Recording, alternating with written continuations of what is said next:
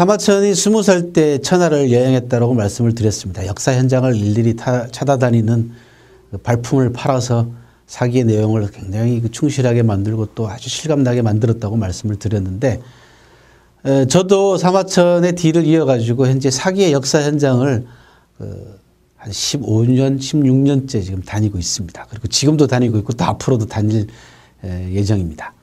근데 제가 다녔던 사마천의 사기 역사 현장 가운데 굉장히 인상 깊었던 것이 여러 군데 있습니다만, 그 가운데 하나가 이 유방을 도와가지고 천하를 재통일하게 되는 공신 세 사람, 우리 서한삼거리라고 말씀을 드렸죠.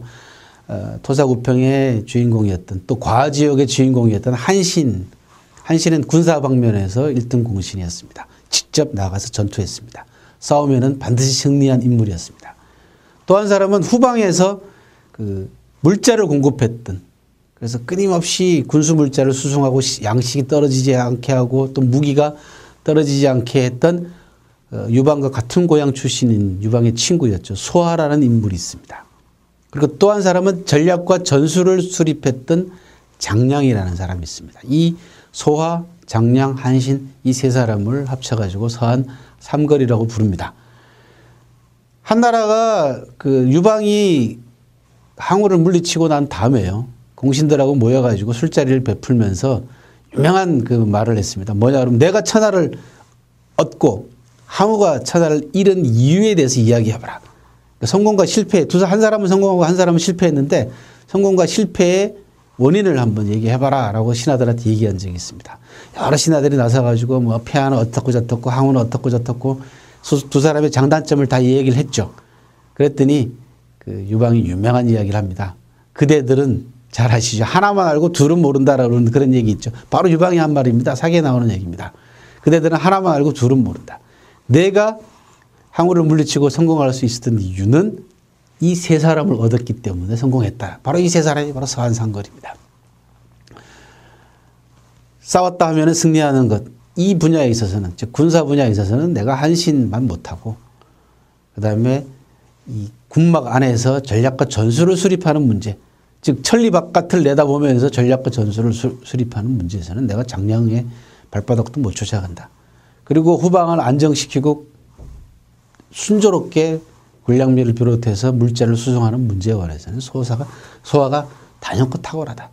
나는 이 세 사람을 얻었기 때문에 성공한 것이다 라고 하는 유명한 인재 기용의 원칙이랄까요. 그죠? 인재 기용의 중요성 문제를 얘기를 한 적이 있습니다. 그 가운데 장량은 상당히 매력적인 인물입니다. 왜냐 그러면요, 한신은 토사구팽 당했죠. 물론 소하는 재상자리까지 올라가서 무난하게 평생 잘 살다가 가긴 했습니다만은 한순간 사실 소하도 유방에 의해 가지고 제거당할 뻔했습니다. 굉장히 위기도 많이 겪었습니다.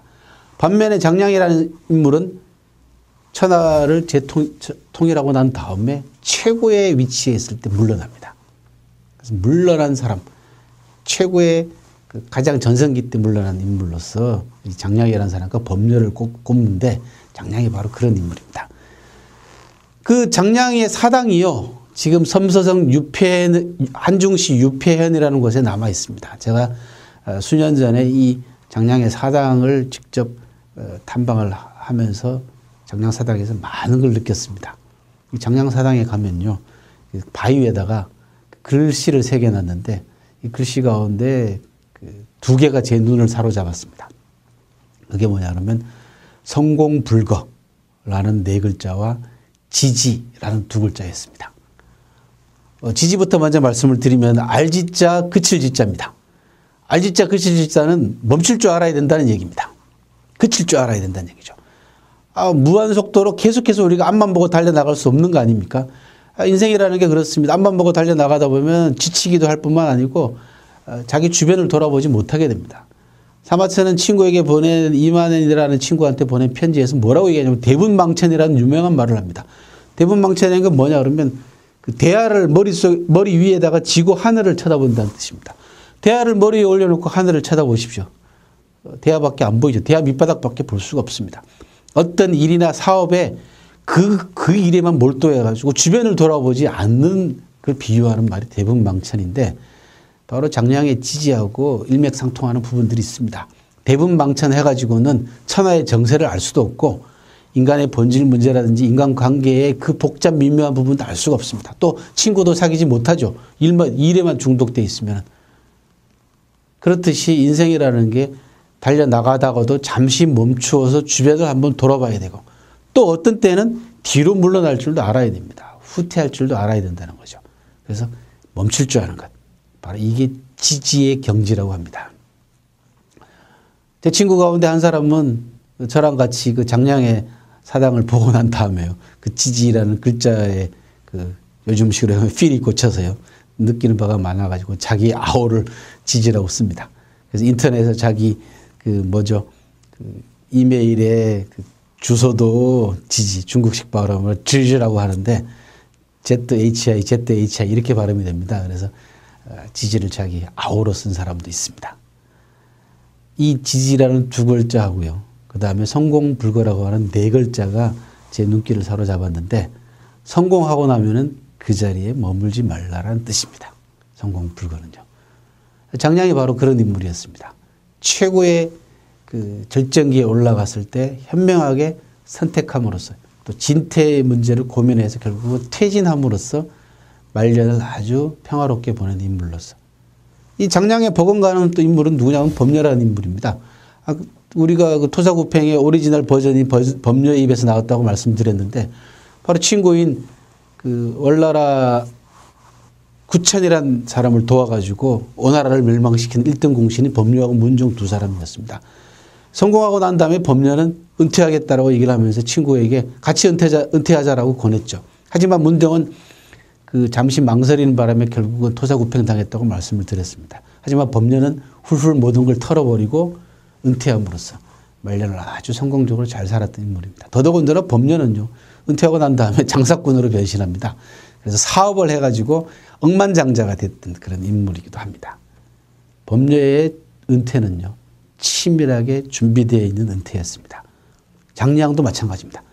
장량은요. 늘 그 1등 공신이 되고 난 다음에도 늘 입버릇처럼 뭐라고 얘기를 했냐면 나는 하루라도 빨리 은퇴해가지고 그 산천을 유람하면서 또 산천을 보면서 좋은 산수와 더불어서 유유자적 논일겠다라는 얘기를 입버릇처럼 했습니다. 또 게다가 장량은 이 몸이 약했습니다. 그래서 구실도 있었어요. 몸이 약하니까 유방한테 나 은퇴하겠습니다. 몸이 안 좋으니까. 하지만 실제로는 정무를 수행할 수 없을 만큼 몸이 약한 사람은 아니었습니다. 근데 그거를 구실로 삼아가지고 또 자기 스스로에게 끊임없이 나는 은퇴할 거다라는 거를 자기 최면을 걸므로써 결국은 적절한 시기에 은퇴했던 인물입니다. 법녀나 장량의 은퇴에서 우리가 주목해 볼 만한 건 뭐냐 그러면 준비되어 있었다라는 겁니다. 이 준비는 어디서 오는 거냐 그러면 천하 대세를 읽는 안목에서 나옵니다. 그러려면 첫 번째 물러날 때를 늘 생각을 해야 됩니다. 그렇죠?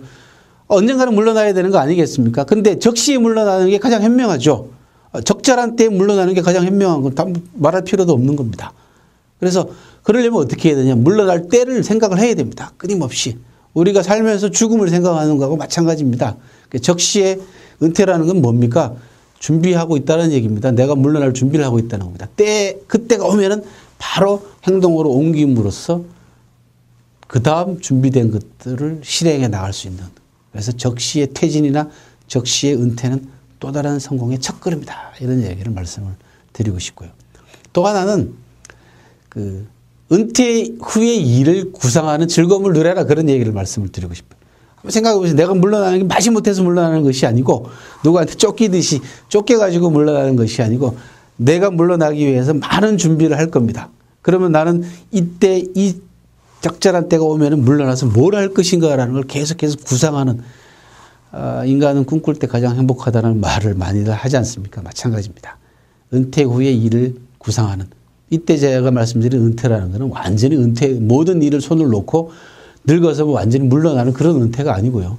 지금 자기가 하고 있는 일 또는 자기 조직 내의 모든 상황을 철저하게 정확하게 분석해서 내가 더 이상 갈 곳이 없을 경우 더 이상 성취할 곳이 없을 경우 새로운 도전이 필요할 경우 이럴 경우를 생각해서 고려해서 물러난 이후의 일을 구상하는 즐거움을 누려라.